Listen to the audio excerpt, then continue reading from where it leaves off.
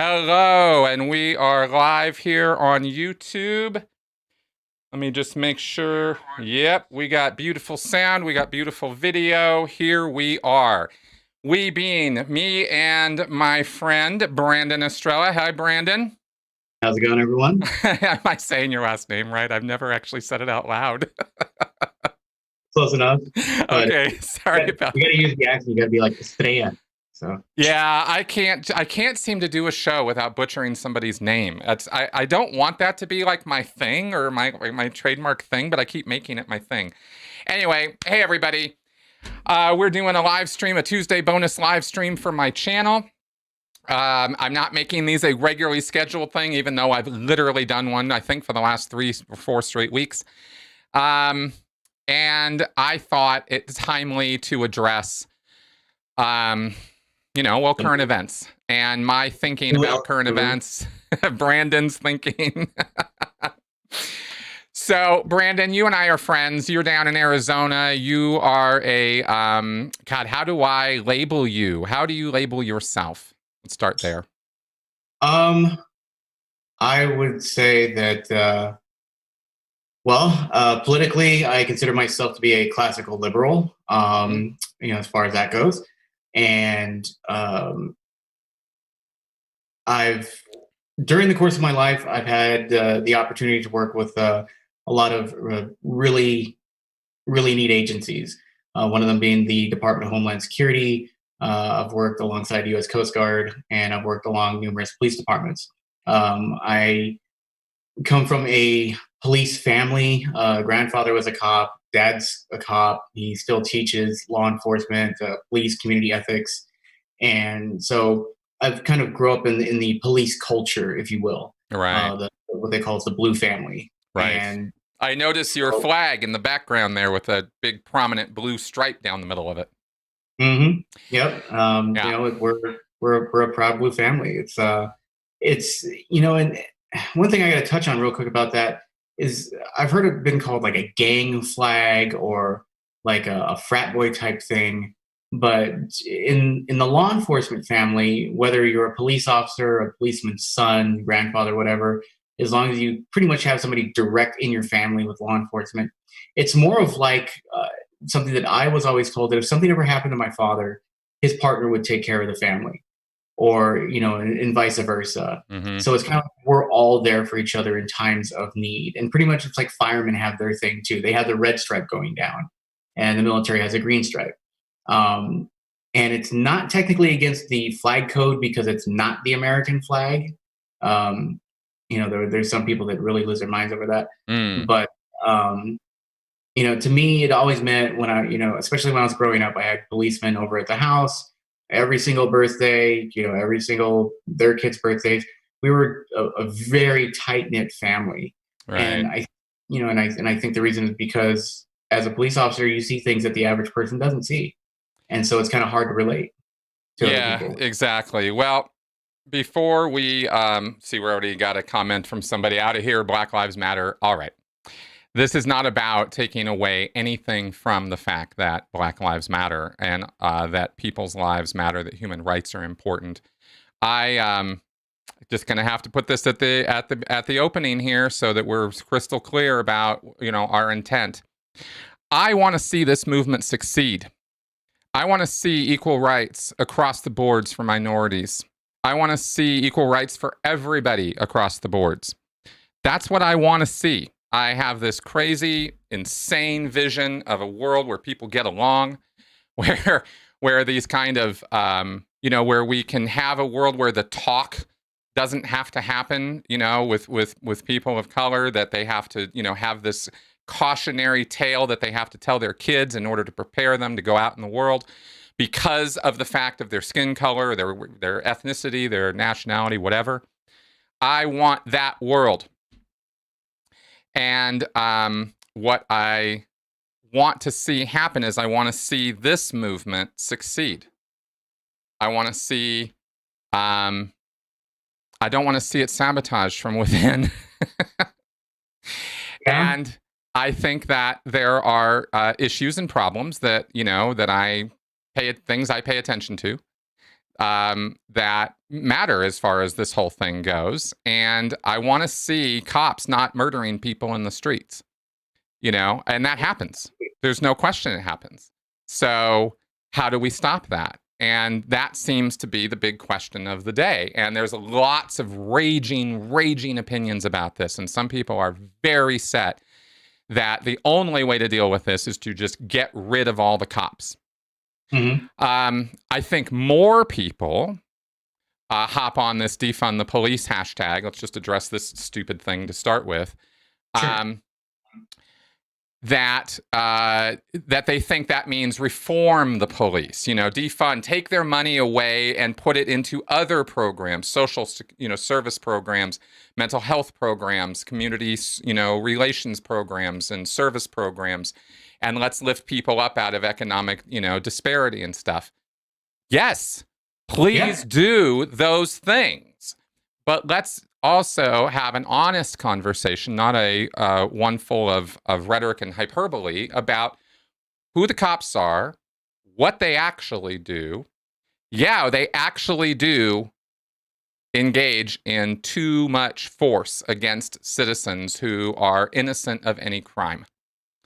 That is a problem. And that's a problem I want to solve, and I'd like to contribute to the dialogue of solving that problem. I would like to try to do so in such a way that it doesn't inflame more passions or people just write the conversation off before it can even be had, because they're in this mindset that there's only one solution, and that is get rid of all of it and rebuild it in some nebulous way that nobody's really super clear about. Right. That's why I think this defund the police hashtag is so stupid, because it communicates whatever you want it to communicate. And that's not good communication. That's no not clear objective. No, exactly. And it's not a good way of trying to move this ball down the road. And I'm all about and being very interested in moving this ball down the road. And, I got some ideas about it.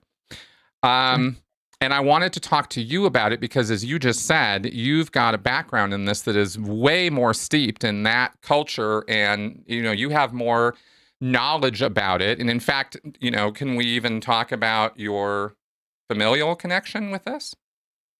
My family in it and stuff? Yeah, I mean, Yeah. So I think what you're referring to is my father is or was a police chief in California. Mm-hmm. He was a 4-year police officer.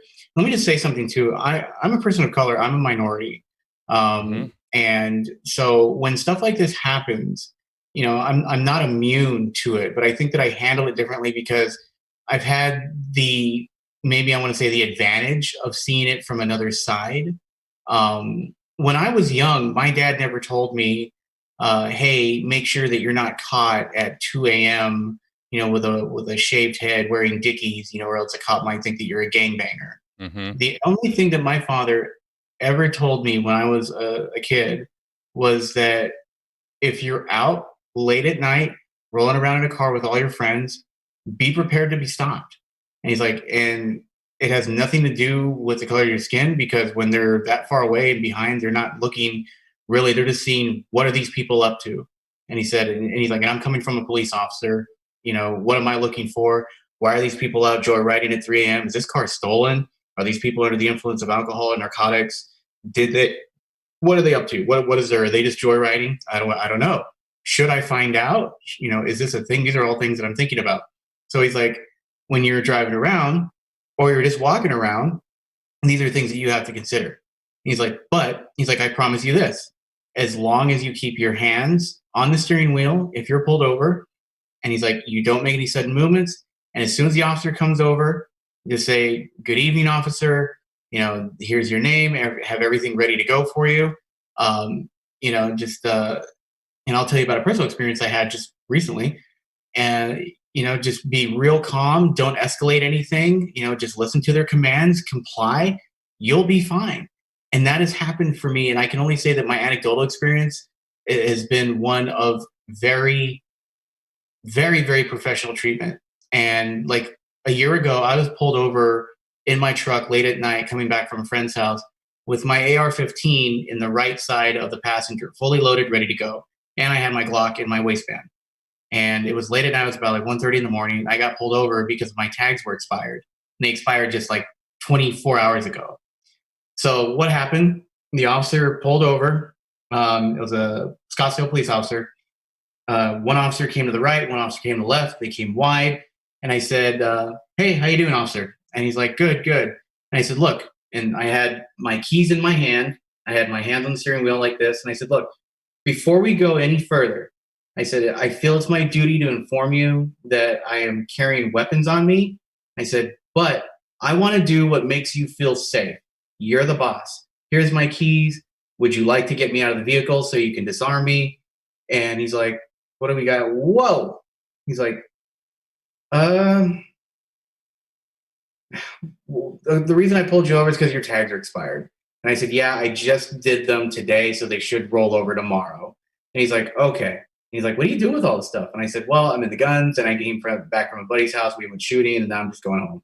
And I said, I was kind of lazy and didn't put them in the bag. He's like, okay. He's like, "Hey, have a good night, man." He's like, "That's what I'm just, we don't need to do all that." I said, "Okay." Right. And that's happened to me a bunch of times too. And, Right. but I wanted to let him know that as soon as he came up, I got nothing to hide. I'm not trying to, hide anything from you. I'm not trying to pull one up on you. Like, here's all my cards out on the table. Yeah. And also, 2 nights ago, I picked up a guy who, I don't know what politically correct term I'm supposed to use these days, but as he just said, you can call me a black guy. Coolest dude I've ever met. His name was, if you're watching, man, Neo, you're an awesome customer. For anybody who doesn't know, I drive Uber sometimes too. And I picked him up. It was about 1:30 at night. The clubs were closing. And he just moved to Arizona from Washington, D.C. And he said, "Man," he's like, "you guys are crazy out here." And I said, "What do you mean?" He's like, "I've never seen so many white people congregate in one area." And I started laughing because Scottsdale's a pretty uppity place. You've been here, you've seen. Mm-hmm. And he's like, "Man, I kind of feel out of place here." And I was like, "No, dude, welcome to Arizona." And he's like, "Huh?" He's like, "I had a cop tell me, like, what am I doing around here?" And then and he's like, "And I kind of took offense to that." And I said, "As well as you should." And I said, "Did you get the officer's name, badge number, and all that?" And he's like, "Nah, I didn't pay any attention to it." And then he's like, "But then I'm hanging out next to a cop around the corner, and we're chatting up about sports. We're talking about, oh, we just had some newborns, and total cool as heck guy." And he's like, "I'm starting to realize that they're human." And I was like, "Yeah." And he's like, he said, "People are people, man. It's kind of the world." And he's like, "So you're my driver now, right?" And I said, "Yep, that's me." So he hops in, and he's in the car. We're just shooting the stuff about life and the current situations. And he's like, "Hey, man, what do you think about all this stuff?" And I told him the same thing I just told you right now, my experiences and being a minority myself. And he's like, "Can I ask you something?" And I said, "Yeah." And he's like, "Do you think police hate black people?" And I was like, "No, not at all." I said, "Do I think there's some cops out there that hate black people? Possibly, sure. Yeah, I'm not going to say that that's not true." I said, "But I can't speak for every officer." I said, "I can only speak for myself."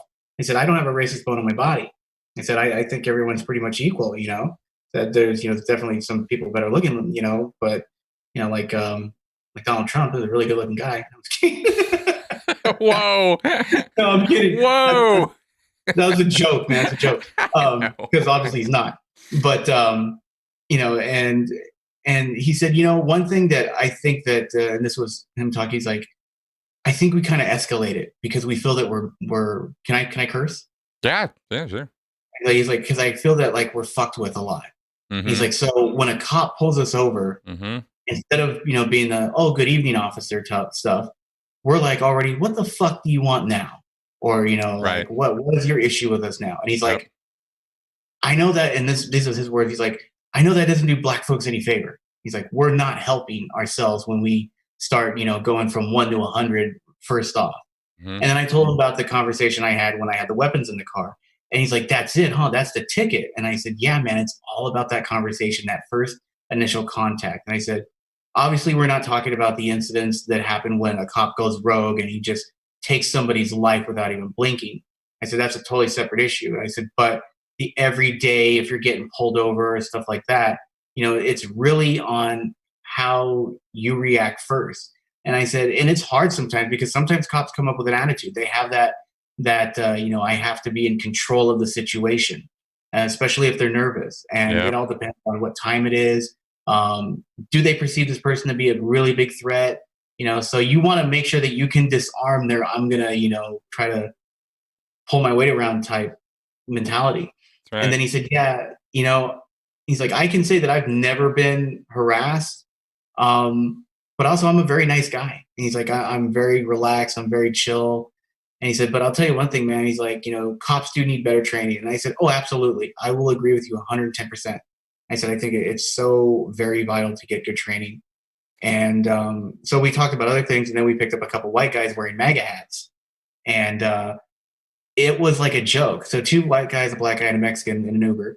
And and then Neil offered to buy us all Denny's. So we went to Denny's and we had this big round table talk just about everything. How saying we're all the same. Really? You went as an Uber driver with 3 of your passengers to go chill at Denny's. That's pretty cool. He offered to buy us Denny's, man. So I took the moons over my hammy. Yeah, absolutely.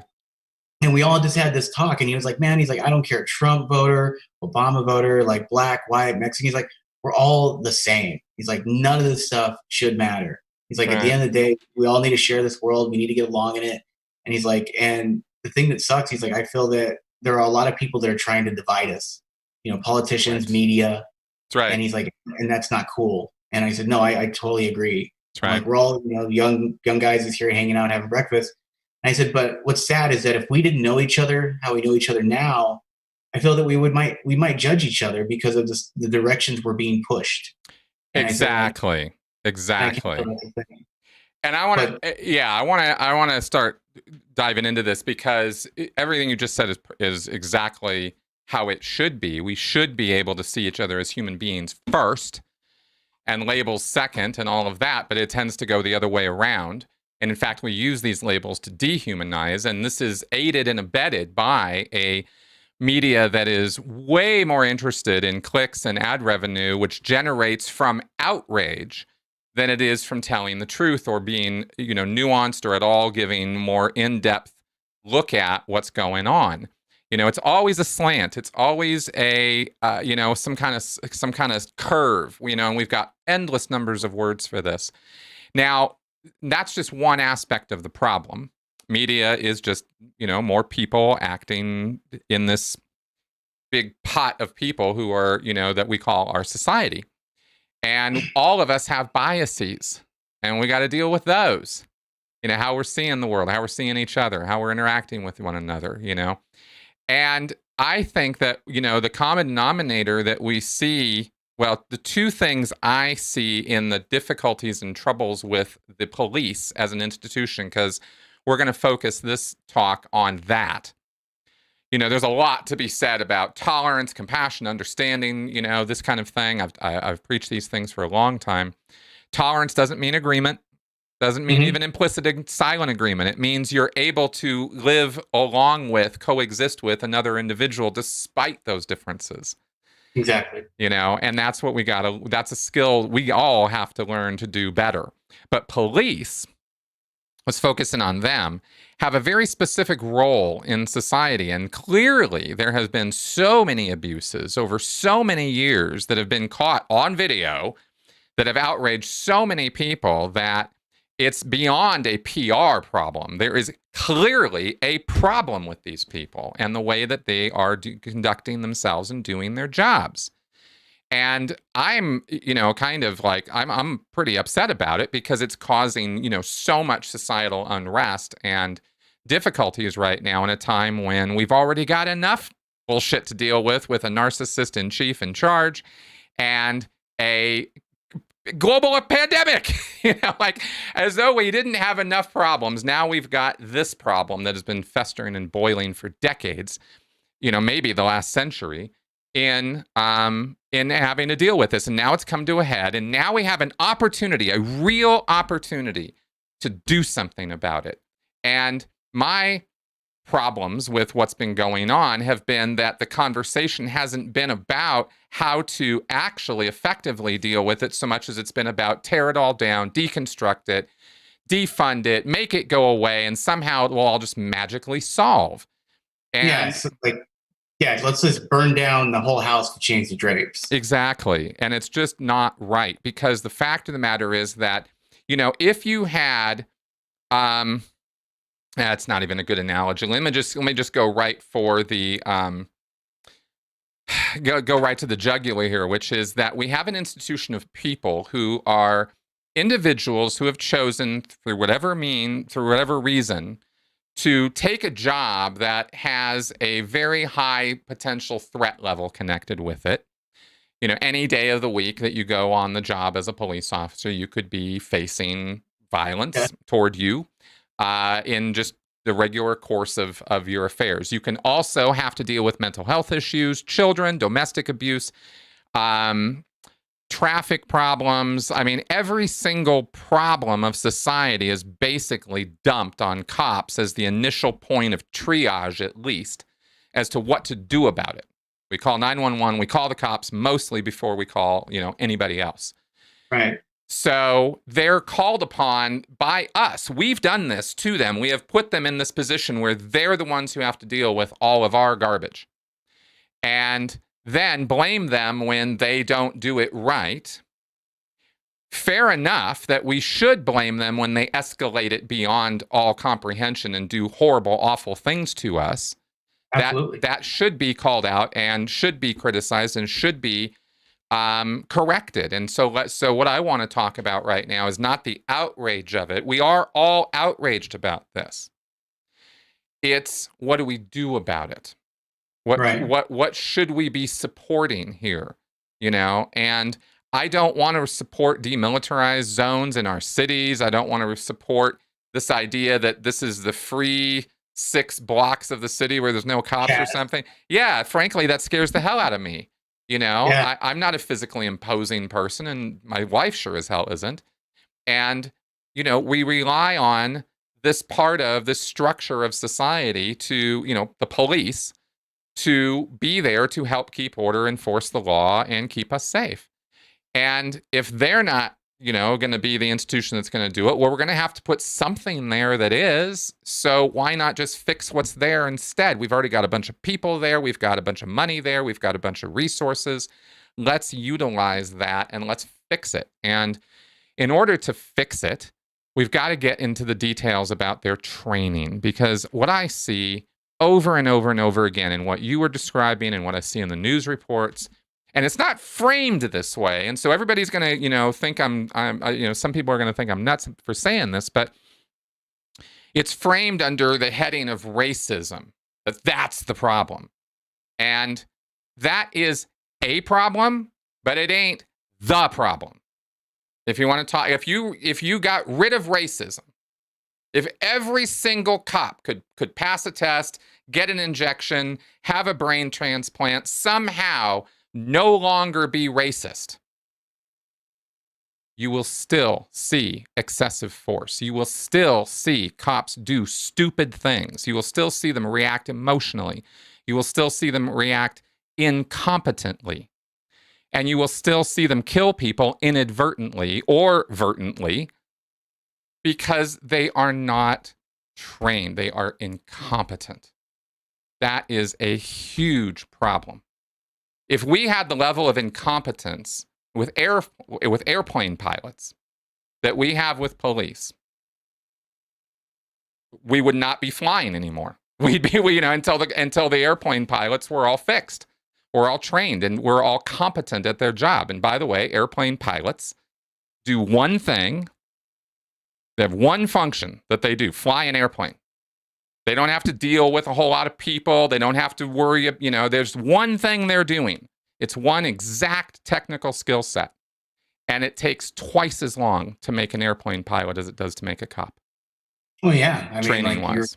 You're flying a giant sky piece of metal, and you got 300 plus lives, that you're responsible for. Exactly. And as somebody's pointing out in the comments as well, it's not just the training. I'm not trying to be reductionist and bring it down to just that. I'm going to highlight training, and I'm also going to talk about vetting and psychological assistance and trauma support, but mainly vetting. The gate to get in is a little too open, I think.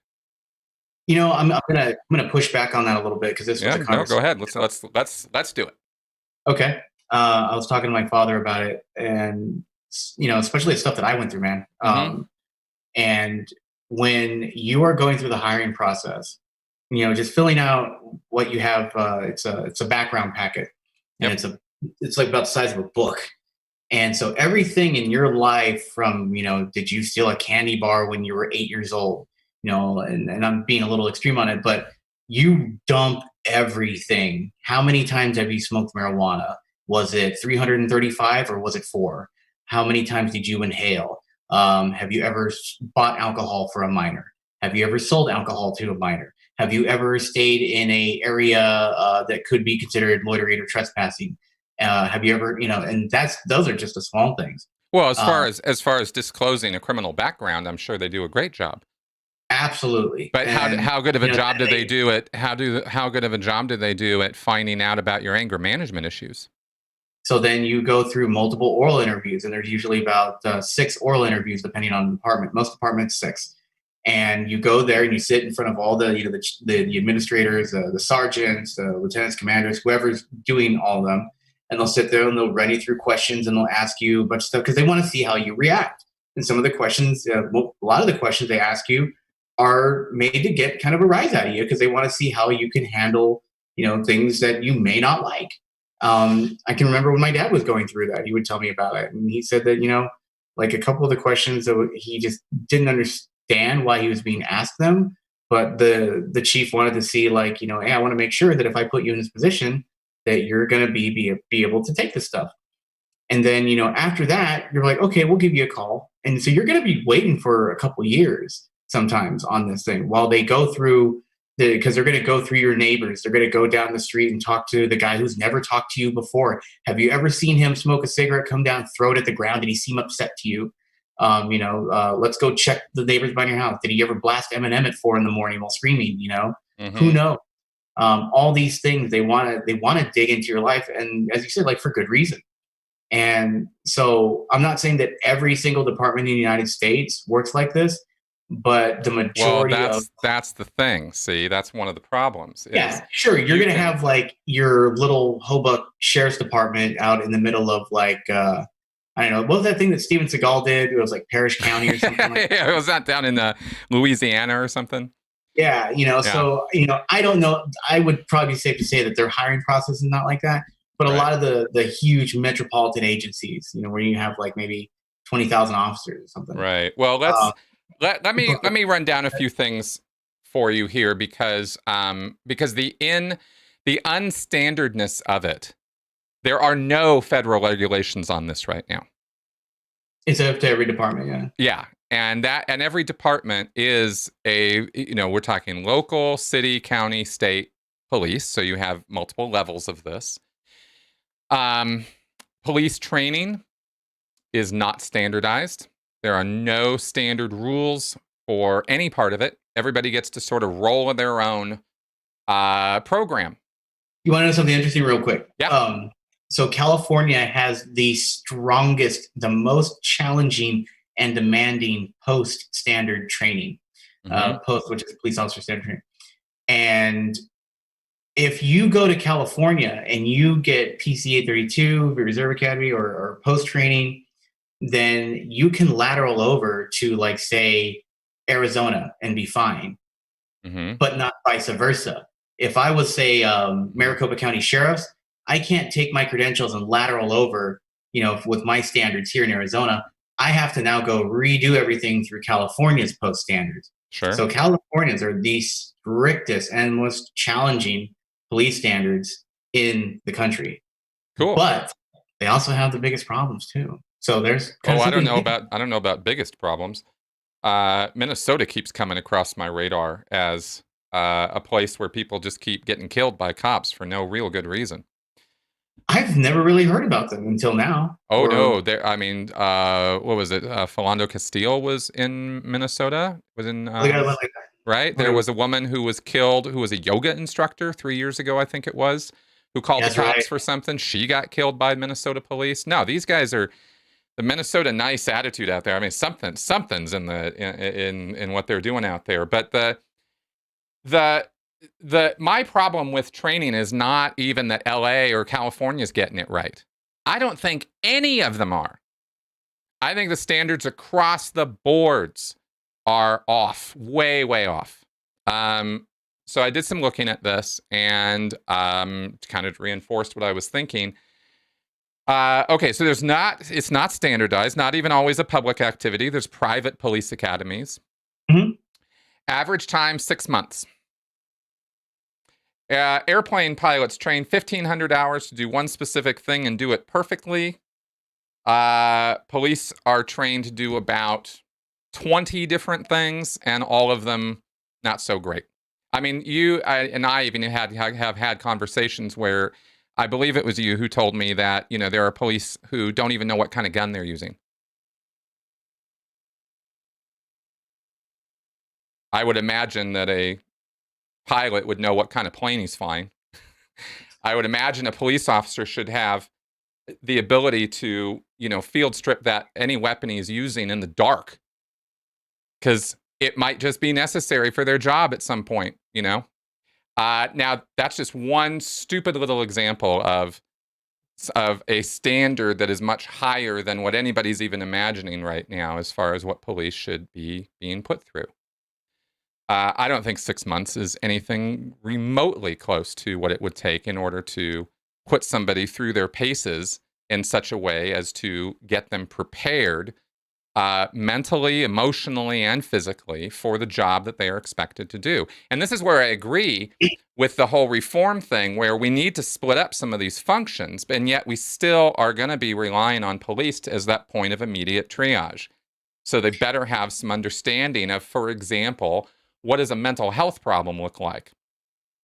What do you mean? Well, they get this one wrong all the time, right? You have somebody who's emotionally or mentally disabled. The police come along, have come in ready to roll because they've gotten a call that somebody's acting threateningly, etc. And, people have been killed because of that. Because they couldn't recognize that they were dealing with somebody who had a mental health issue, not an actual criminal issue. There's a difference. The one thing, though, that I have to do stand by, though, if somebody is being a threat to the police officer and they use deadly force, like if somebody is off their medication and they're walking around with a knife or a gun, then I'm sorry that you missed your Ritalin, but, it's... Of course, but that's not the situation I'm talking about. There have been people who've been killed who were completely unarmed, right? And of course, then we also have the thing with the guy in Sacramento. Remember that a couple of years ago, got shot carrying a cell phone. He was armed with a cell phone in his backyard. Oh, he was the one that was running in the backyard that turned around and went like that at the cop? Yeah, exactly. And he had a cell phone, right? So I think that emotional control is something that we do not pay a whole lot of attention to with cops, but we do pay attention to in the military. If you compare and contrast the standards we hold, to the people that we know are going to go into combat situations, right? You got boot camp, and then you have more specialist training. You're talking about, hundreds of hours of training. I think Jocko today is so funny. We're doing this live stream right now. Today, Jocko's on Joe Rogan talking about this very thing, right? And he's talking about the fact that you have, 18 months of preparation and training for a 6-month duty tour as a SEAL. Yeah. Right? And then you have continuing training. I mean, there's a number of points with this. First off, though, I just want to define for everybody, because I don't know. I didn't know this. I'm not going to assume everybody else does. That the way police training works is it's usually a 2-part program. It's the police academy, which is your 4 to 6 months. Its basic program is an average of 720 hours. Depending on where you go look at this, it can go anywhere from 320 to 800 course hours. So it's a pretty wide variance there. Generally Sorry. Okay. And it typically takes 6 to 8 months to complete. The length and content of the programs depend on the statewide requirements for police certification. For that reason, becoming certified in Iowa, for example, may be a shorter process than doing so in New York, to your point. Right. It all depends on the area that you're working, what they see is, necessary for your community and whatnot. And that's right. What type of demand? Obviously working on a farm town area is going to be less demanding and working in Los Angeles. So, well, maybe, I don't know that the skill set is so different though. And that's kind of my point. Yeah, it probably will be less demanding in a rural area than it would be in, the Bronx. But the skill set is still, mediation, de-escalation, recognition and triage of the situation, right? Situational awareness must be super, super high going into any potential situation, domestic violence situation, it's, school shooting, et cetera, right? Breaking down, for example, one of the most trained police forces in the country, the LAPD. You have academics for the breakdown they published was academics for 230 hours, driving training 40 hours, firearm training 113 hours, human relations 100 hours. Now, I'll just say right there, 113 hours of firearm training to 100 hours of human relations training strikes me as a little imbalanced considering what police are doing all day. Law training, 105 hours. Again, there's more training on guns than there is on the actual law that they're supposed to know and enforce. Physical training. Thing is that you can always read up on the law, and also with the course of your duties. But if you're carrying something that is capable of taking somebody's life, you want to make sure that you know how to manipulate that weapon, how it reacts, what the trajectory of, what the fall-off rate of the bullet. Oh, absolutely. I'm not suggesting that they decrease the amount of firearm training. I'm talking about pumping up the amount of human relations and psychology training. Law training as well, right? They can't be out there unsure of what the law says. No, they give you the penal code in California. Yeah, and I get that. You know what I mean? Physical training, 142 hours. Tactics, 98 hours total. 828 hours is the breakdown there. Are there different types of police academies? Yes, different types of police academies. Official state ones, independent, conducted at local community college or other educational facility. That's when I went. Yep. All police academies are different, but what they have in common is they are designed to teach you the skills and knowledge you need to be an effective police officer. Yeah, I thought my training was pretty well done. Well, I don't know that they should be so different is one point I'm trying to make here, is that the standards need to come up, and the amount and volume of the training they receive. And there's a lot of good people who have a lot of good training already, who have good suggestions for this. I'm not ex-military, I'm ex-Sea Org. The only claim I can make about all of this is that, coming from the Sea Org, I know what incompetence looks like. Because the bar for competence versus incompetence in the Sea Org is quite high. And I'm not saying that the Sea Org is a bunch of great guys, because they're not. No, but you guys had frivolous drilling, and that is something that I don't think a lot of people understand about that organization. Exactly. Is that, you white gloved it, man. Exactly. We were constantly drilling, and this is one of the other points I wanted to bring into this was the continuing training. There are very exact. I didn't want to be completely random about this, but in terms of this aspect of it, let's go ahead and talk about this for a second. Continuing education is vital. And for example, the physical standards that cops are expected to meet at the end of the police academy are there. But a month, 6 months, a year, 2 years after that, there's that old meme about you find them down at the donut shop. The only places that are open on swings. Right. Well, not anymore, but yeah, fast food, I get it. Anyway, so holding physical standards would be, a point of discipline. Also good for the job, good for one's mental health as well. Oh yeah, because it's actually all one picture. Your body, is not like your body and then your brain. These are two different things. It's all one picture. Also grooming standards too, and being a police officer is very stressful. So if you're overweight, you're probably more likely to have a heart attack. It's the one death thing of a lot of men in that profession. Exactly. It's also how you represent your department. If you look at NYPD, I'm not bashing on them or anything, but their facial standards, for beards and stuff and unkept hair and weight and stuff, and you can find like a 36-year-old police officer who's severely overweight, facial hair, long hair in the back, and it's just something they're pretty loose on. In LAPD, you have to be clean shaven. Everyone looks pretty much like the military. Your standard, high and tight haircut. You can have your hair a little longer, but it's a very professional look that they go for, and it looks good.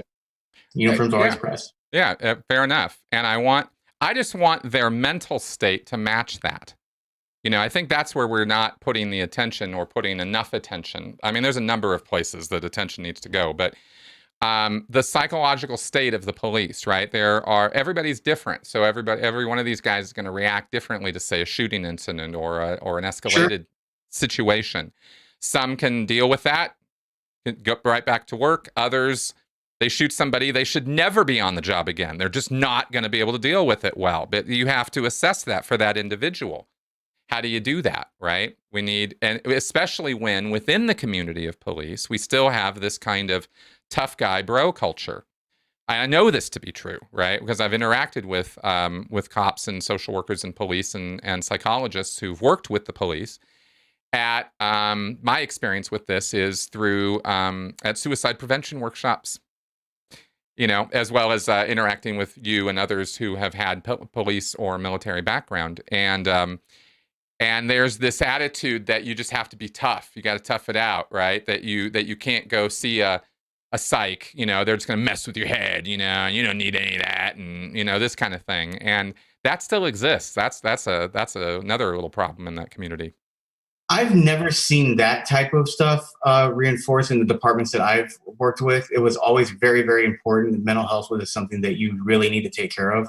I can only speak to the agencies that I've had working with, but mental health was something that was taken very seriously, along with CIT training, which is crisis intervention training. Yes. That's like the psych team for coming up on an incident. Right. And that is something I want to get into because that's very important. Well, let's go ahead and talk about that then, because I think that fits right in with the thing about we want these folks to be able to keep a level head, no matter what the situation, right? So that you can assess a situation and still be using your frontal lobes. And there's no way to talk somebody into knowing how to do that. You have to drill them. You have to create practice situations of ever-increasing difficulty. And this is something that I did get in the Sea Org or in Scientology. I know this works, is that when you put somebody through their paces over and over and over and over and over again until it's muscle memory, until they just know how to do it without having to think about it, that frees them up from having to think about what their body is going to do under any given circumstance, so that they can think about what's happening. They're freed up to do that. Most of us in a confrontational, violent situation, fight or flight kicks in, right? And as soon as it does, we're not thinking, we're reacting. And that's what we see in these cops, in these videos, over years of this. I mean, I'm not talking about just one or two incidents. And I'm not just talking about the incidents against black people either. I'm talking about across the boards. When you see cops go in and shoot a person, freeze! Like, whoa, dude.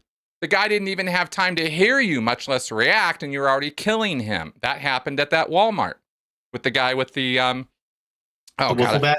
Yeah, with the BB gun. He had a toy gun, and he was hanging out in the pet area, and some white guy. This is Ohio, open carry state, and the cops get called because he's brandishing a weapon at a Walmart, and they came in, all of it on video. 3 seconds between the time they walk in the building, screaming at him to put his gun down. He turns on a phone. He's on a phone call. He barely registers that these people are even in his vicinity, these cops yelling at him. He's standing there all by himself. There's no one around. 1, 2, 3, boom, he's dead. Let me just talk about this for a second, because I did a video on this about 2 nights ago, because my girlfriend and I were talking about the same thing. Yeah. And I wish that, by the way, this is a toy. It's a Glock 19. It's a BB gun, but it's a toy. Mm-hmm. So if somebody, I put a gold barrel on it because I dressed it up. It's an airsoft gun. But if I had pointed this at somebody, at a cop, or even had it, probably would have shot me. Which is not what happened at the Walmart, by the way.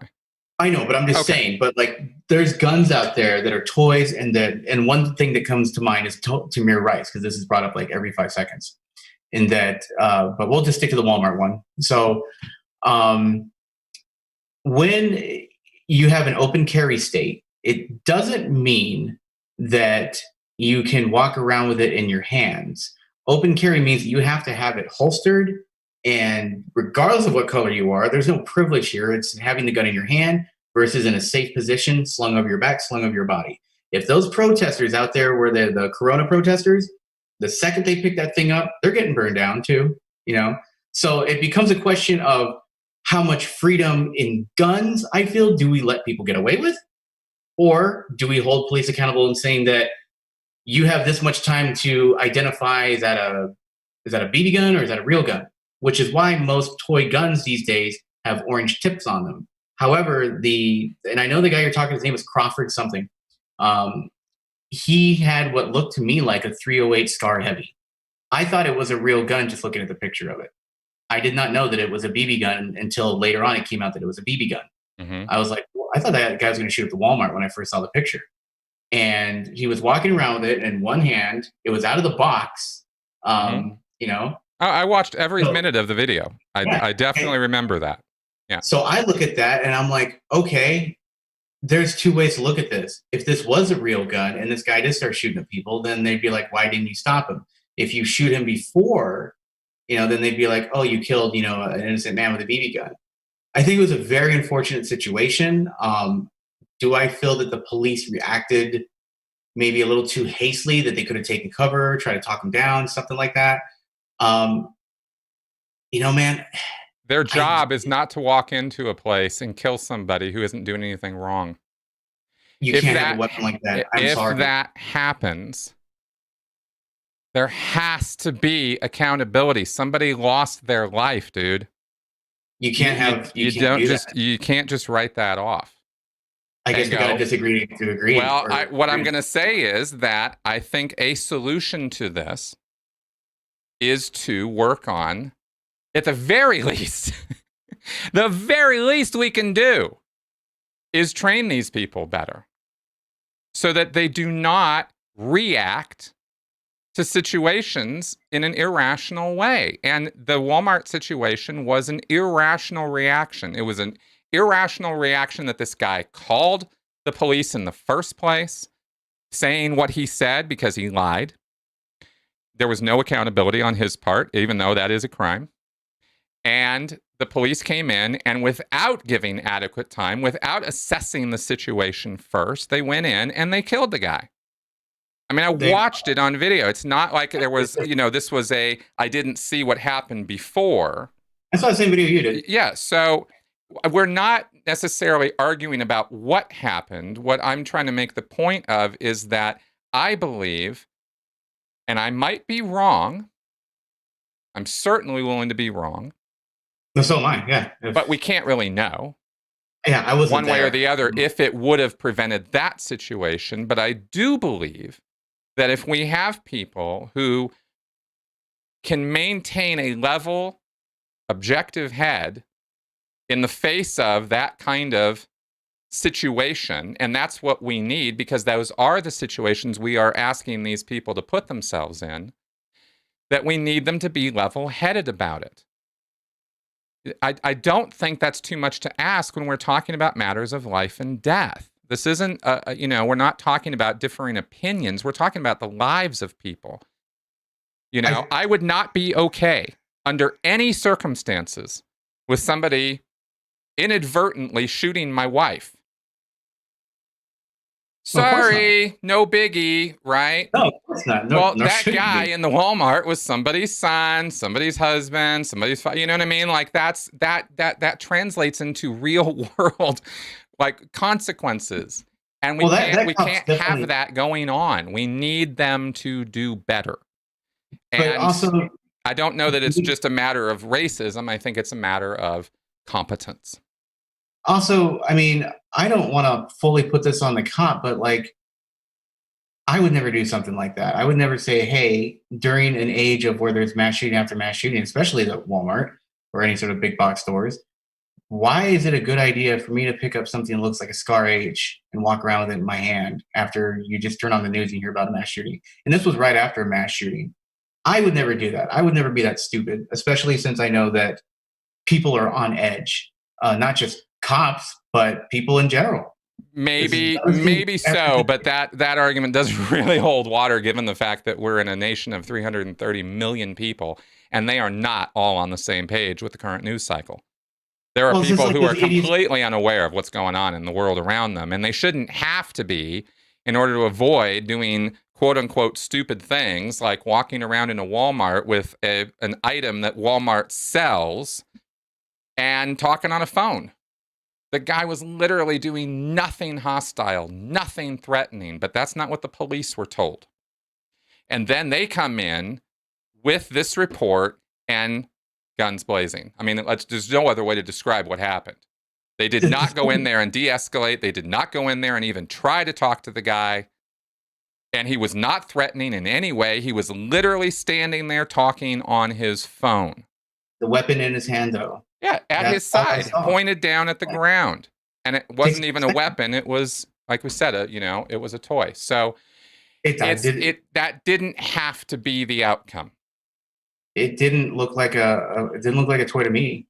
I mean, and I was seeing it from a video camera. So if I saw it up close, I looked on the company that makes that. It's made by the actual FN Herschel, which they did a 1-to-1 replica of it. There was no markings that said toy on or anything like that. There was no. They make these things. The purpose of making an airsoft gun or the pellet gun these days is to make them look real. So is it a capital offense to walk around in a store with a gun, real or not, pointed at the ground, talking on the phone? In an open carry state, is that a capital offense? It's not a capital offense, but if I did that right now, I'd get killed too. If I went and grabbed a toy gun and walked down the street, I'd probably get killed. Well, I see nothing wrong with that either. If I'm doing that, and I don't want the cop to be like, is this guy just out for a stroll with his BB gun, or is he getting ready to mow down a bunch of first? Oh no, that's exactly what I want in the cop. That's my entire point. That's actually why we're talking. Is exactly what you just said. Totally the opposite of that. Yeah, I want to make sure. No. That guy needs to suss out that situation before he acts, if at all possible. If there is any way that police officer can actually observe and triage the situation before reacting to it, or assuming that the phone call they received is all there is to know, then that's what they need to be doing. That's called independent judgment. That's called triage. That's called assessing situational awareness. And that is the result. Those things are the result of competence, of good training. And 20 years ago, I would agree with you, because 20 years ago, I used to play out in the front lawn with BB guns and stuff like that. And cops used to be like, how's it going? Mm-hmm. But today, just as much as moms demand action and say that we need gun reform and all this because of this and that, I got to say, you know what? The way things are, like, I'm not going to hold people accountable if they do that. Well, not accountable is a bad word. Well, that's a very fundamental disagreement, I guess we have, because I will. Yeah. Because somebody lost their life, man. This ain't terrible. That cop probably feels so his mental psyche's probably over to agree, because he just found out that the person he shot was not really a threat, but he went in there hearing man with a semi-automatic rifle, or we want to call assault rifle. Yep.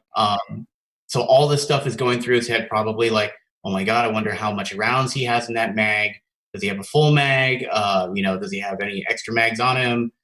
Is he going to mow me and my buddies down? Is he going to take somebody hostage? So all this stuff is probably going through his head.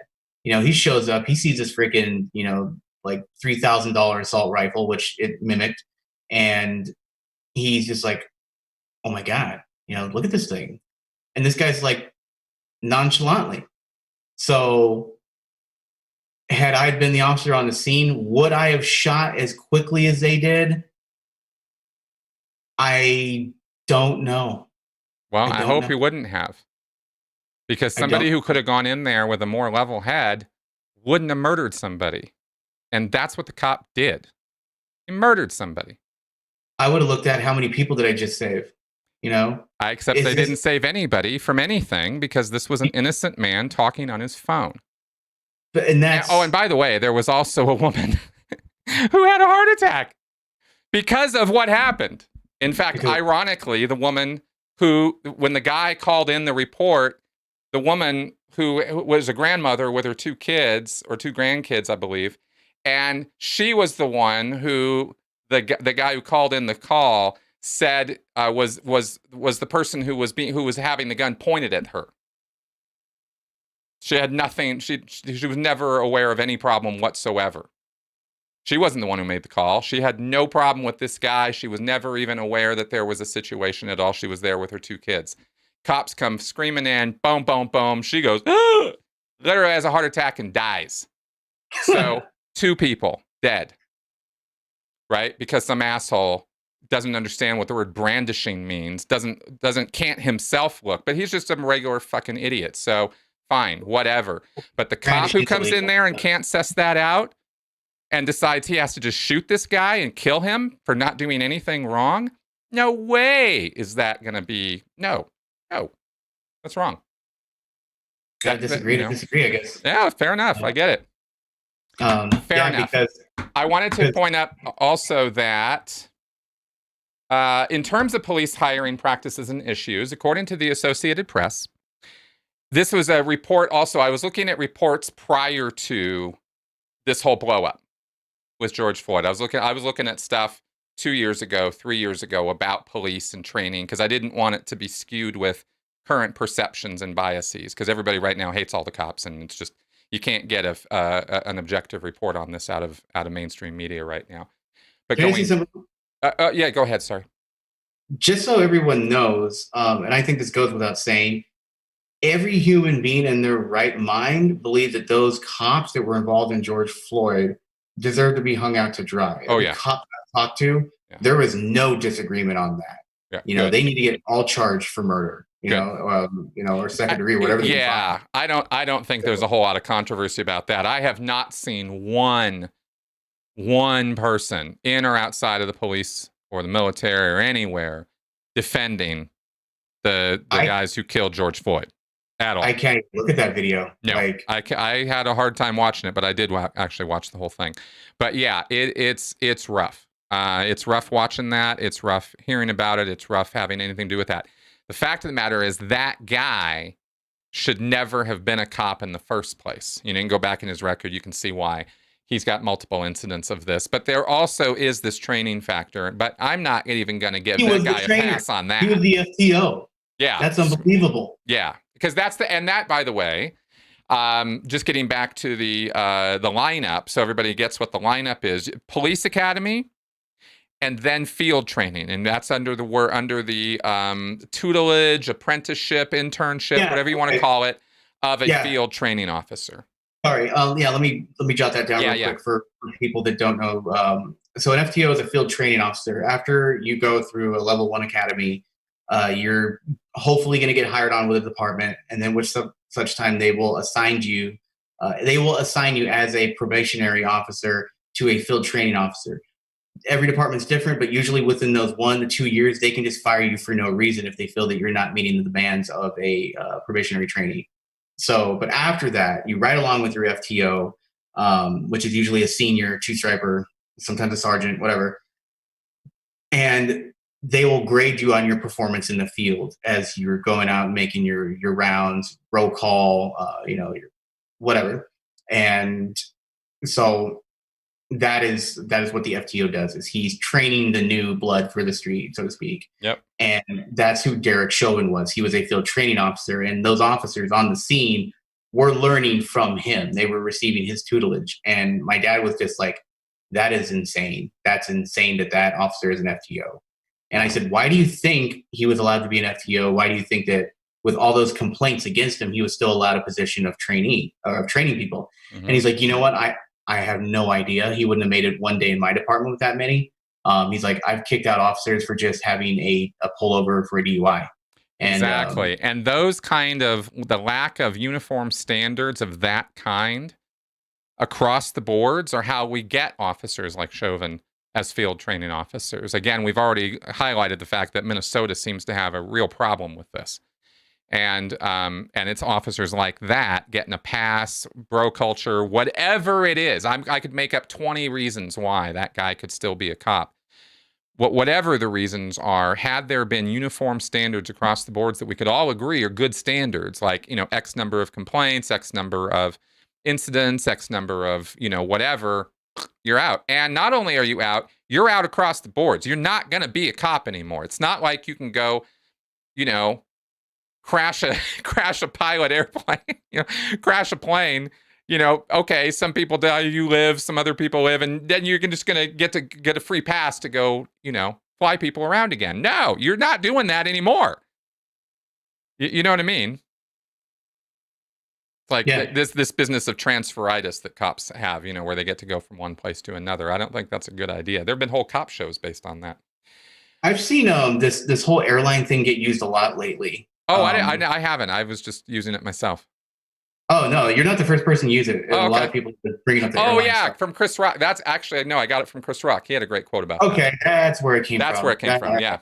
Yeah. Okay, I was wondering where that came from. No, it's a good point, because he was making the point about bad apples, the bad apples argument. He was refuting the bad apples argument. He's like, yeah, a few bad apples. You don't get to have a few bad apples when it comes to airline pilots. Why do we get to have a few bad apples when it comes to cops?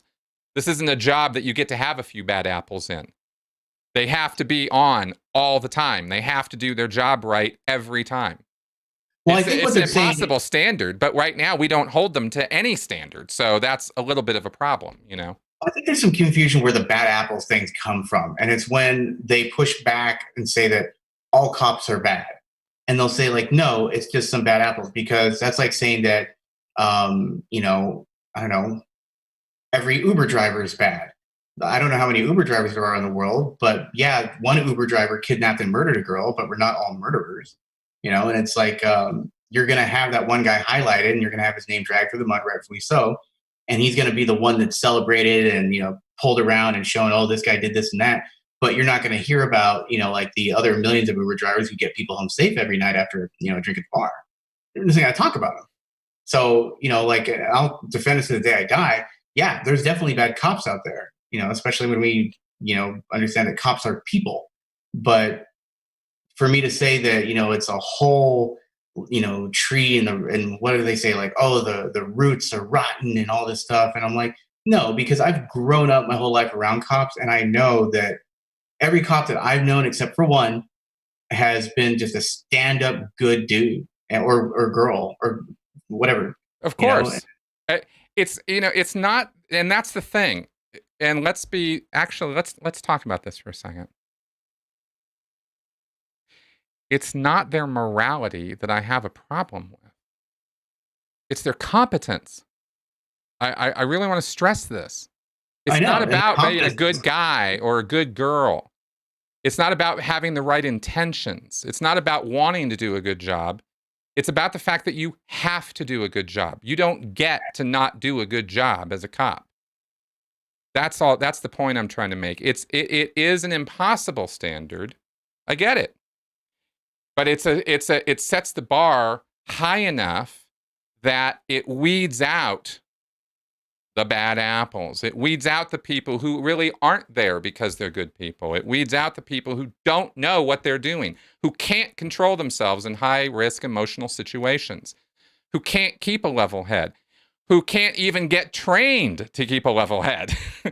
It weeds those guys out by raising the bar and raising the standards on this. It's not about they're all bad or assuming they're all bad. It's about assuming they're human, and we need to train them to be better than that, because we can't afford to, yeah. The exact quote from Chris Rock, by the way, is, "I know it's hard being a cop, but some jobs can't have bad apples. Everybody got to be good. Like pilots. American Airlines can't be like, most of our pilots like to land. We just got some bad apples that like to crash in the mountains." That's the quote. So that's where that's coming from. There's another video. It's called How Not to Get Your Ass Kicked by the Police by Chris Rock. That's a really good one, too. Yes. Yeah, Chris Rock has some pretty good advice for everybody on that stuff. Okay, so let me read this bit here though, because this was actually kind of interesting. And this goes, I don't know if you know this or not. It was interesting to me to learn this. According to the Associated Press, many police departments in the United States loosened requirements for new police hires in 2007. Hmm. The combination of a diverse economy, low starting salaries, and the war in Iraq has negatively affected the number of police recruits across the country. Consequently, some police stations, including Boston, Oakland, and St. Petersburg, have opened up recruitment to older and less physically fit applicants.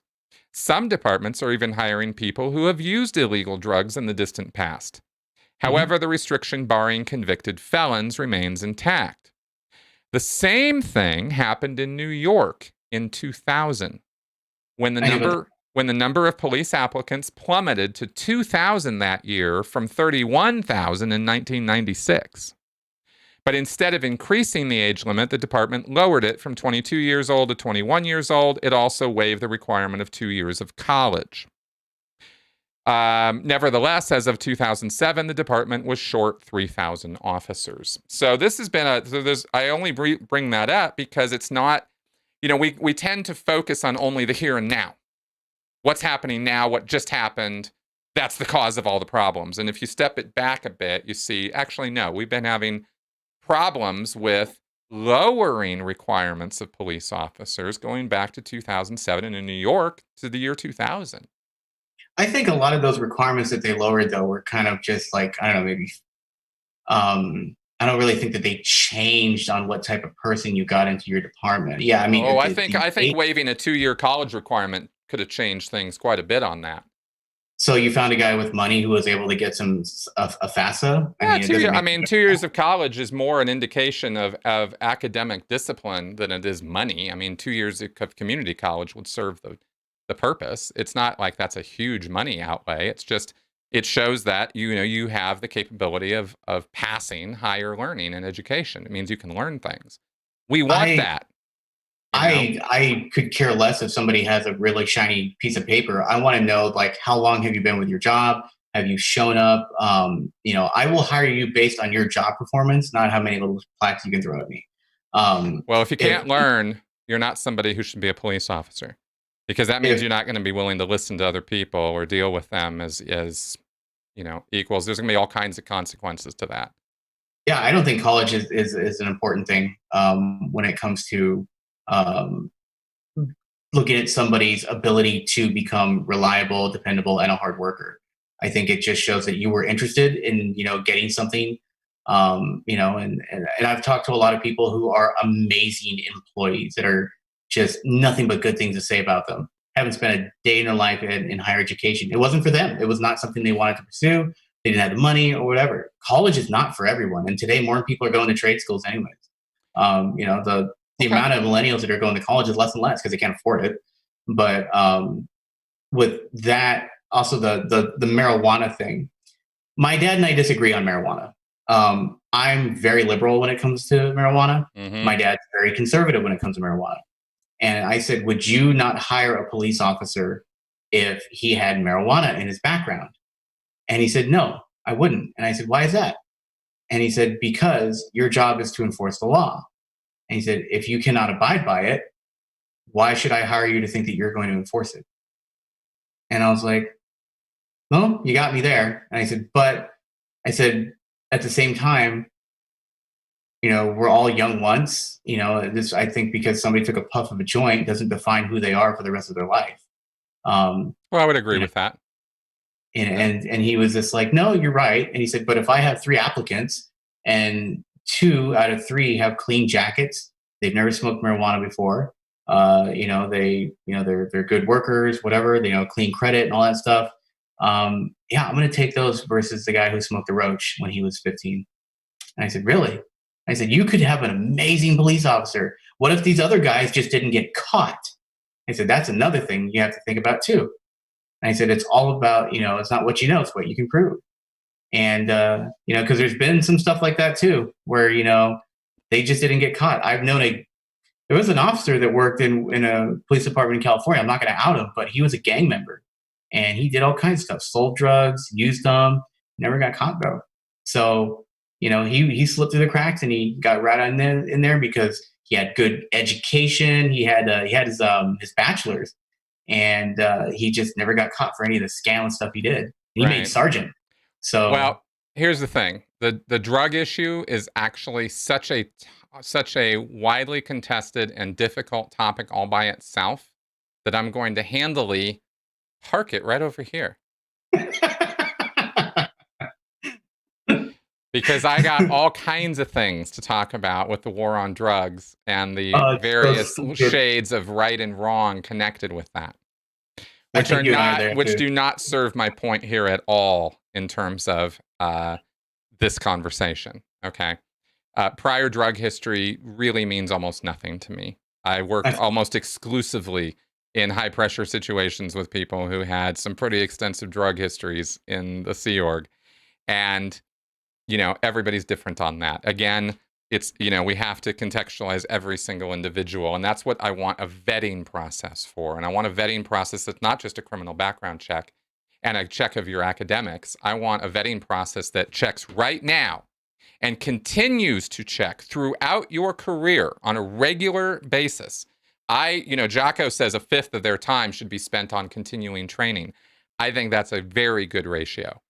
And that continuing training should also include the psychological vetting and counseling so that it's an ongoing process. Because as you and I know, people change. You're not the same person 5 years into the job that you were when you started, 10 years into the job, 15 years into the job. You've seen things. You've experienced things. You've had ups and downs. You've maybe shot somebody, or maybe you didn't. Maybe you know somebody who did. Maybe that affected you. You know what I mean? Maybe you were in a firefight. Maybe that alone can have effects on you. There's all kinds of scenarios. We can run thousands of them, right? So what we want as a standard is let's check in with these guys on a regular basis, not an irregular basis or only situational basis. Oh, you shot somebody. Now you have to have trauma counseling. No, every 6 months you're checking in. Right? Or every 2 months or something, you're checking it. Whatever the professionals deem is appropriate for that. I'm not the professional on that, but I do know that people change, and that those changes can be both good or bad, and we better be keeping abreast of that, and we better be keeping up with that, because somebody can change in a really dangerous way over a course of time. We don't talk about this much. Let's go ahead and talk about this for a second. The amount of power that is invested in a police officer, any police officer, anywhere, any parish, any county, any city, any town. You put a badge and a gun on somebody, they are not just a regular Joe with a gun and a badge now. There's a whole different level of authority and power in that person. They can legally take a life. That's what my dad said. He said, I am given the power to take somebody's life. And he's like, and that is an awesome responsibility. He's like, I better be right if I ever have to do it. He's like, and I hope I never have to. And he said, but that is a lot of responsibility and that's a lot of power. That's right. And he said, that's something that I knew when I took this job. And he said, and it's never evaded me in my 40 years. Well, look at what happens with, let's analogize. Look at what happens with power in politicians or in celebrities, or media personalities. You get power.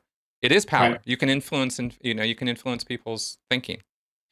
You can't, and that's not necessarily the power of life and death. When you look at politicians, you start getting into that realm. Lawmakers, legislators, these are people who have vast degree of power and influence over us. And does it go to their heads? You're goddamn right it does. Almost all the time. We see it constantly. They just get a little crazy with it. Because again, if you're not getting set up for it, getting checked, right? Check yourself before you wreck yourself, right? Well, the last thing you really want to do when you start feeling all that power is check yourself. It's like, woo, this feels really interesting and kind of good. And if you have a little bit of a sociopathic bent to you, and a lot of people do, let's just talk turkey. Given power and authority over others, we know from psychological experiments like Milgram and the conformity experiments and all the other things that we've seen over the years, that there's a certain percentage of people who do not deal well with it. And we want to make sure that those guys are not the ones who get the badge and gun. Not until they either can deal with it, we can get them in a position where they can deal with it without it letting it go to their heads, or we just take it away and go, sorry, this job ain't for you. And we're just going to vet you right out of this process, Yeah, but that's not even a consideration. That factor of what I just said, I've never seen that addressed anywhere. It's just talked about. Police, they got a lot of power, but what does it do to them? Does something. I never got that. I looked at it as, to tell you the truth, I was tired for most of it. Any sort of enforcement type work I did was it was fun for me because I liked the social aspect of it. And it made me feel good that I was helping somebody. Yep. It made me feel really good. I felt like I was making a difference. I felt that I was making my community safer. Mm-hmm. But it was very tiring, long hours, paperwork, shifts. And I remember that I just got burnt out on it. I got burned. I got tired of seeing everything. I did too, as a Sea Org member. And I know it's not comparable. I wasn't carrying a gun. But I had authority over people's lives in a very, very important and significant way. I could mess with people really badly. And I have to say that sometimes I let that go to my head. I wasn't above that. I was always I was also in a situation where I was encouraged in that thinking.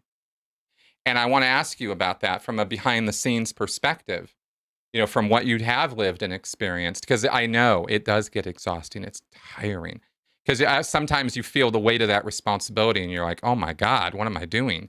And then other times you're in situations where it just goes to your head, where people are looking to you for the answers and you got to come up with them. And maybe they're not the best answers, but you come up with something. And, when it comes to police, you have the added feature of a violent response. I had some violence in my responses as a Sea Org member, in terms of pushing people around or getting pushed around or beaten on or whatever, but not the power of life and death like cops have. So anything I'm looking at or talking about here is a pale shadow of what police officers have. So what was your experience with that? Did that kind of power or authority ever go to your head?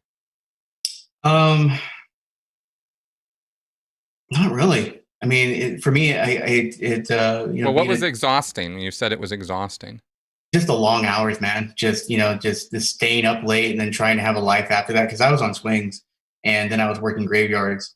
So just doing that, and I think what started to get to me was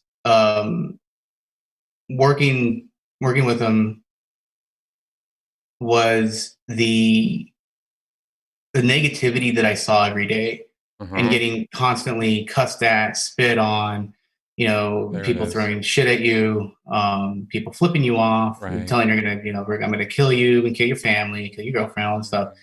And that started to eat away at me, to where the job was, I was helping people, but at the same time, I was like, I hate to say it, but I'm not getting paid enough for this. This is not something I want to do my whole life. Did you start resenting them? The people that I worked with, or the people that in the community? The people in the community, the people who were insulting you, giving you a hard time, casting aspersions at you. I started to have a real negative outlook on the world. I started to see everything originally going in from being like, oh, I'm going to do good things here. I'm going to make sure that people are safe.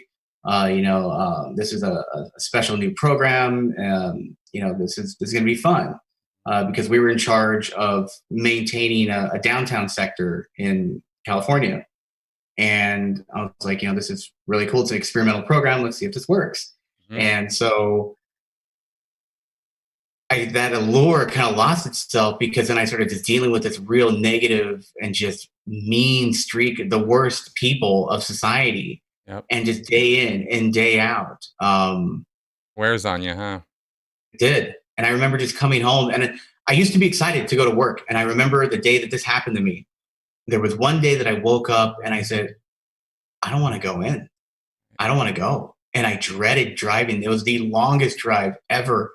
And it was, the office was only, I don't know, maybe 10 minutes away from my house. Mm-hmm. And, because it was right next to our downtown substation.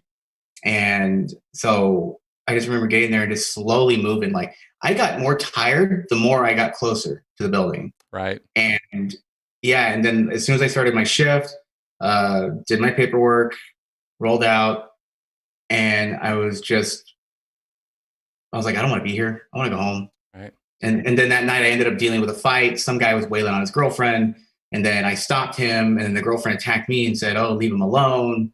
And just all this stuff doesn't make sense. And then I think it came to a point where I started to become a hammer and seeing everything as a nail.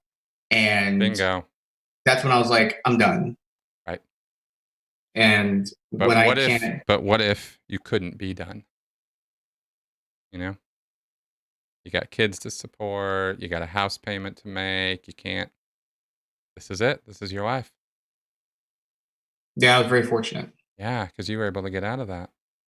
What do you think it would take to help somebody through that process so that they don't feel that way about their job and the people that they're having to now they feel, sort of a slave to their job. Now they feel like they have to go do this thing that they don't longer get any joy from.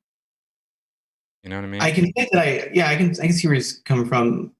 Like, my attitude towards the people that I was helping never changed. The shopkeepers, the business owners, the people that give us at the end of the night. I always loved to see them, and it was always a pleasant experience because they enjoyed us being down there as just as much as we enjoyed making sure that they were safe. Mm-hmm. But with the people that would, the gang members, the drug dealers, and the people that they hate you just because you're wearing something that says, if I mess up, you're going to be the person to deal with. They hate you just because of that reason. Yep. And so those people were just, but what would it take for me to change that point of view? What would help? Mm-hmm. I definitely think that any department, whether it's a police department, a security department, there are a lot of private security officers that get exposed to a lot of stuff. Mm-hmm.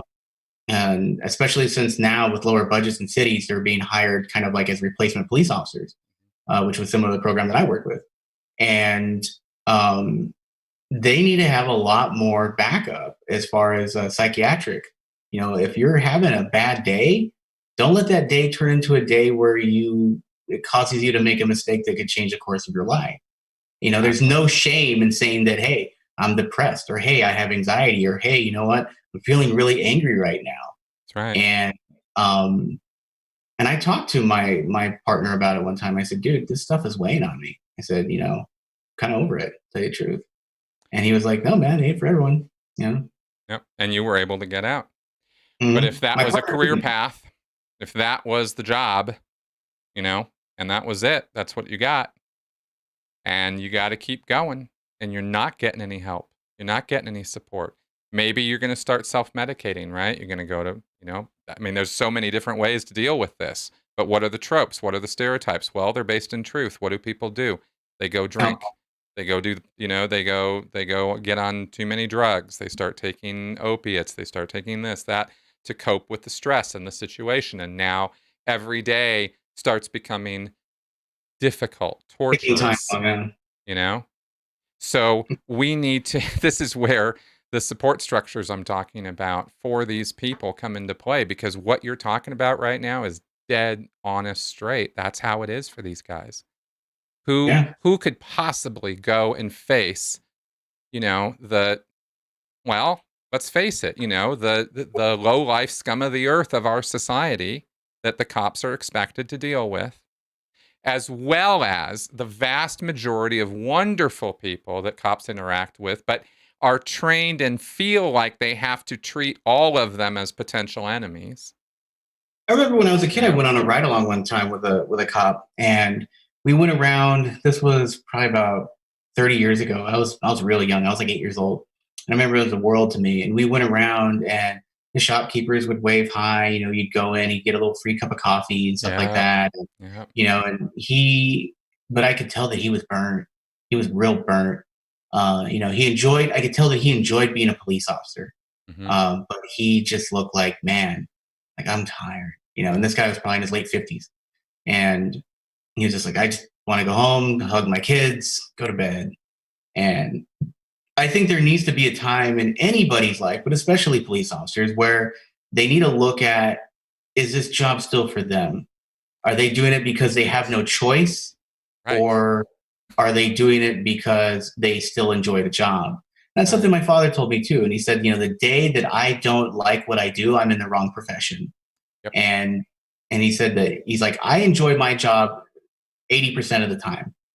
And he said, the small 20% that's there, that's just, when I'm having my off days, but that's out of a 40-year stretch. And he said, but majority of the time when I go to work, I'm excited about being a cop. I wake up feeling like a cop. I go to bed feeling like a cop. The second I feel like anything less, I need to get out, because it's not safe for me and it's not safe for the people around me nor my community. Exactly. And do you think that you had that experience with your father? Now, I don't want to overgeneralize here, okay? I want to be as objective as we can about this. And I, of course, invited you on because you do have experience. So, of course, I have to draw on your experience too. But do you think that the majority of people, just as a ballpark, I guess, do you think that the people who are in those positions where they've come to a place in their job where everybody starts looking like a nail and you're the hammer, right? Where, it's difficult to get up in the morning. It's difficult to go face the job. Do you think that the majority of people who are in that position have resources or people or counselors or something they can go to that will be effective in helping them with that? Because I don't think going to the bar after work every day is an effective way of dealing with that, even though it's a way of dealing with it. Yeah, no, right? self-medication. I don't think self-medication is a way of doing it. I don't think bullshitting with your buddies. You get a certain degree of steam blow off with that. But in a way, it can rile it up and make it worse for all of those involved too. So, because then everybody's feeling a little disaffected, feeling, the job, man, And it becomes this drudgery and it becomes this like toil and this like, problem where they start feeling like they're the victims of their job. And then they start looking for targets to take it out on.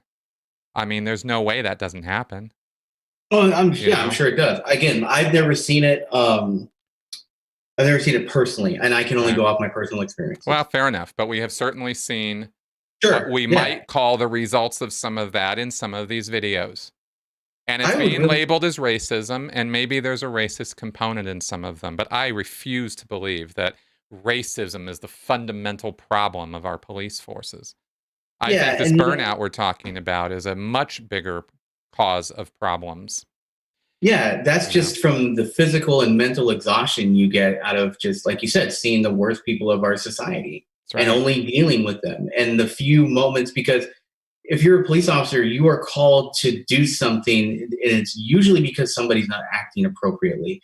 Very rarely are you called because a little girl lost her bike, or there's a cat stuck in the tree, help some old lady across the street. Yeah. It's usually because somebody is trying to hurt somebody else, or somebody is doing something that is so bad that you need law enforcement involved. So you're seeing a guy pummel his girlfriend's face in.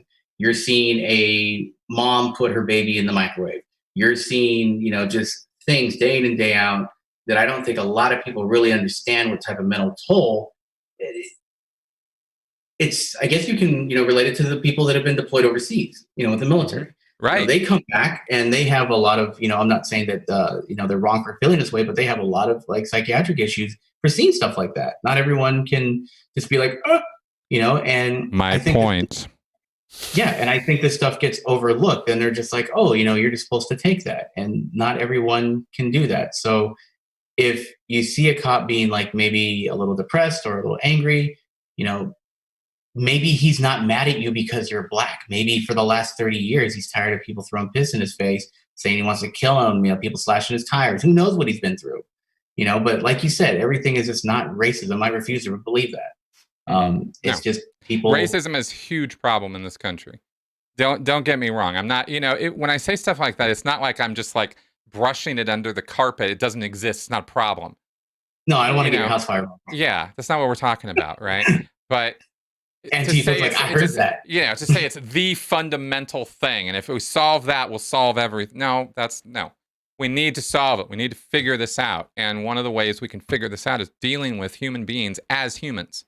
And cops are humans. And if you want to fix this, and if you want to make this better, then we have to start acknowledging the fact that these are people first. We have to start treating the human condition. Exactly. Becomes a psychological problem. That's right. And why do we admire? I mean, let's reverse this for a second. Let's take a look at it from a different point of view. Why do we admire and even glorify Green Beret, Special Forces, SEALs, British the SAS, right? Why do we do that? Because do we admire the fact that they run around killing people? I don't think so. I mean, that's an aspect of what they do. They go take out the bad guys. They're the guys in the white hats and all that in the tropes, right? But in the real world, why do we respect somebody when they say, I was a Green Beret, I was a Navy SEAL, right? Like, ooh. Because this guy has been through not just the living experience of war and combat and all that, but he might not have had any of that. There are people who go into these groups and they don't see that in the time they happen to be in, right? Not too many of them, I don't think. But point is that it's not the amount of people they killed that we're impressed by. It's the competence level with which they operate in life. These are competent people, and they exude an air of competence and authority that you just gravitate to. It's almost an unconscious thing, is how I see it. And I want police to be that. You know what I mean? I don't know if we can get everyone to be a Green Beret, but... Well, I don't know if we can get everybody to be a Green Beret, but I know that we can raise their competence level through initial vetting and training and ongoing training and vetting. That's a process that never stops.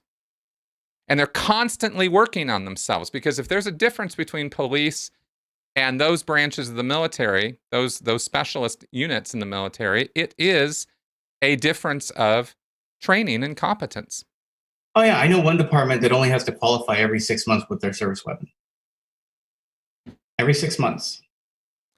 They say statistically speaking that your average civilian gun owner is a better shot than your police officer. Yeah, that's wrong. Right? And we need them to be able to do the job right, is all I'm really trying to say. And you're not going to get anybody to do the job right if they don't know what they're doing, or if they're half-assed about what they're doing, or if they're burnt out on their job and don't really want to be doing it anymore, but have to go through the motions. This is where the Chris Rock quote comes in. It's not a matter of it's okay to be that way in that job. That's not the job that you should be on. It's like, I would say the same thing about a fireman. I don't want some fireman who's just going through the motions, just waiting for his pension. You want a guy who is willing to go in there and do the job at full effort, at full speed, and rightly be lauded as a hero for doing it.